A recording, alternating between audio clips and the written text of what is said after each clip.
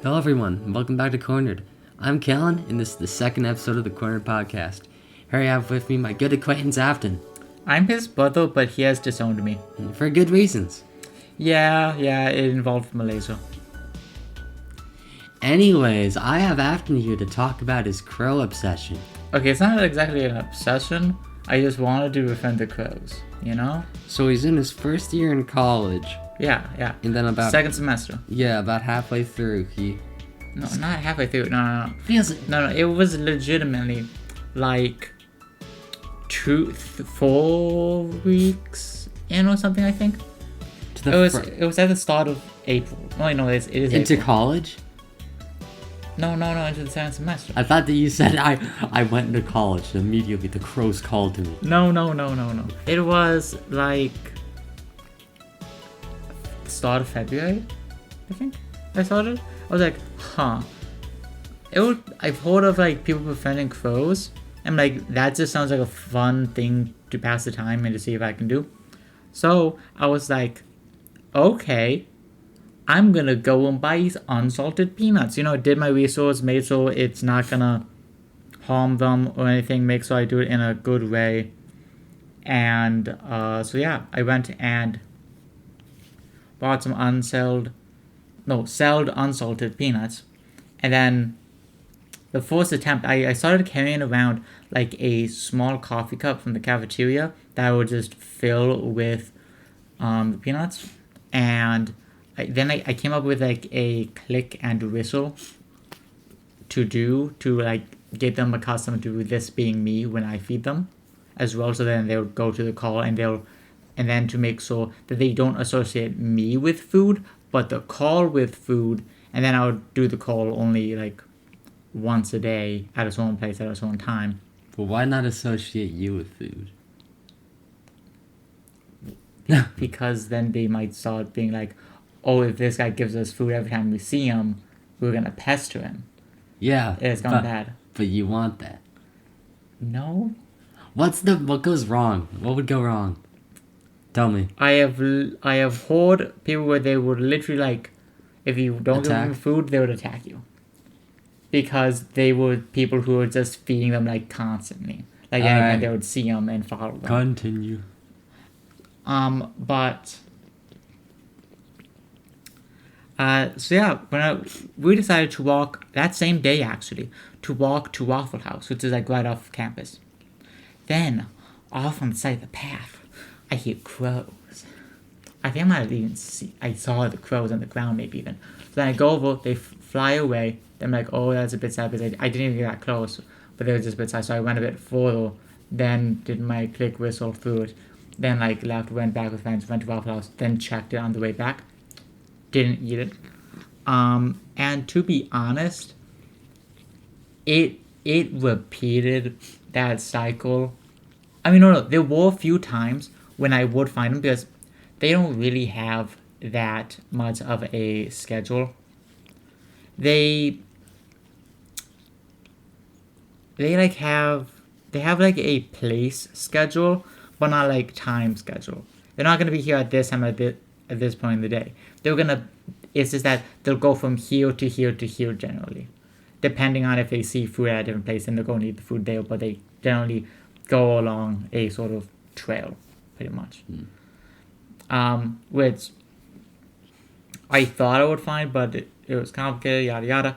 And also, this was like still as they were breaking up from their winter roosts, so it was a bit kind of crazy. There was a lot of them, or I think so, because some like one day, for instance, I just so happened to hear some crows off in the soccer field, or like by drainage thing in the soccer field. Then I went there, did a call, threw the food, and they ate. That was like, I think, one of the 4 successful times.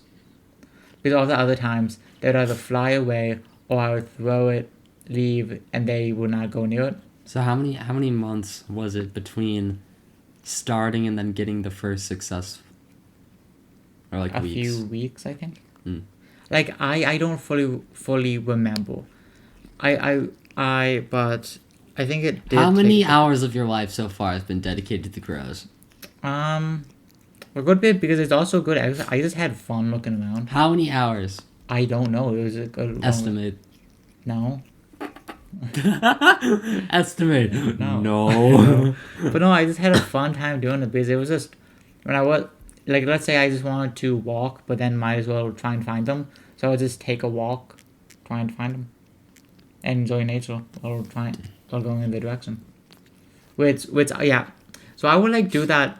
Like I got to the point where I was like, okay, they're generally around here in the morning.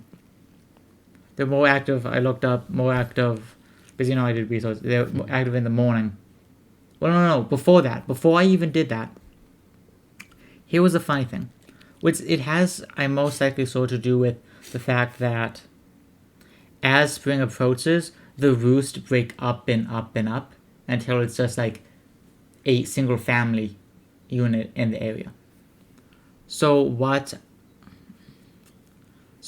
happened is they would literally like at 8 a.m. when I was in not at class, but outside where I had class, where there's like a table there.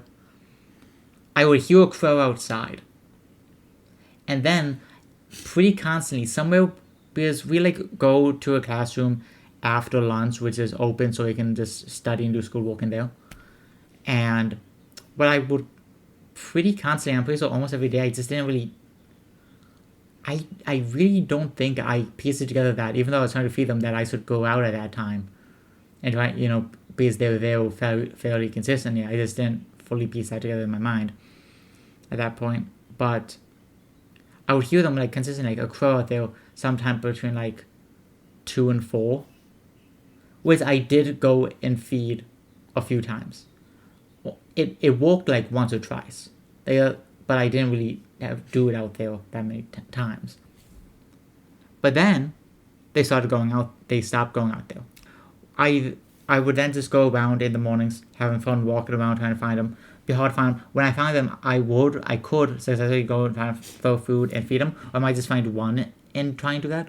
But from what I've now found is that if they're not going around eating, they're pretty much not going to eat. And if they're alone, they're most likely not going to eat. Except that there's this one that I found, one or two other, mostly one, that's consistently, that I now just started, finally I got the pattern, is behind quads on the trail, or behind the domes that I'm in. There's a trail. If I go down the woods, there's like always one crow back there at like somewhere between like 4 and 5. And so I just go behind there, and then but I did it once or twice, but it was sort of iffy. But then this last, like 2 times ago that I did this, is I did it, but I'm like, but I hold that, oh yeah, they are back here, which made me click in my head that, oh, I just gotta go here, gotta get it actually on the schedule more so, not just trying to get them to recognize me. So I threw the food, did the call, went to go walk around the trail. I get like 90 yards. No, like 30 yards. I hear a crow behind me close by. The crow's there eating, and so then I had to leave. But do that. Then I made sure it saw me, and I threw a bit more food and did the sound. And I don't know because I haven't stayed to check, but I did that the 2 other days before I came back for break. And it actually, most likely, is what it did, is it actually responded to my calls. So they've actually recognized my call means food now. So that is very good progress. And I will be back there at, now since daylight savings happened, at 5:30 every day for the rest of the rest of my life. I should have asked this at the beginning, but why did you choose crows? They're super smart, man. They're literally smart as what, like a 7-year-old, I think. They can recognize faces, hold grudges. They use tools, which is rare.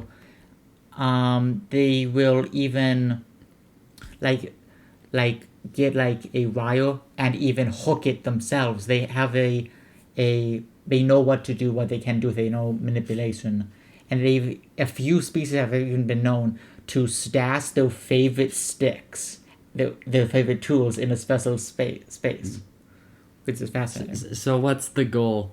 Once you have them all under your control, the army, the Colossus, the Tyrant. What's next? Nothing. I just wanted to be able to be buddy with them. You just want to be able to. You go outside the cafeteria. You go, hey guys, watch this, and you press the click button. Oh no! Make the sound, and then crows descend from the heavens. No, and you perch out like you're being crucified. No! And I the sky, yeah, and all the crows come and they perch out on your arms. You need a dark cloak. Buy a cloak right now. If I can get one, if I can befriend one so much that it will actually land on me. Oh, that would be cool. But that's not going to happen. It takes a lot, depending on how shy the individual crow is, it takes a very long time to build trust with them. But at the same time, you have to be a bit active about building trust, as weird as that sounds. Like, you can't push it, but you can't just, like, what I did, like, the last 2 times, which is throw the food, do the sound, and not even wait to see if they come. I just left. No, I've got to pretty much try to not push my luck, but like stand far off at first, but still stay there. Can you name a crow? Like if if it hears your name, it jumps up and like fist bumps you or something, or like go perches on. Potentially, yeah.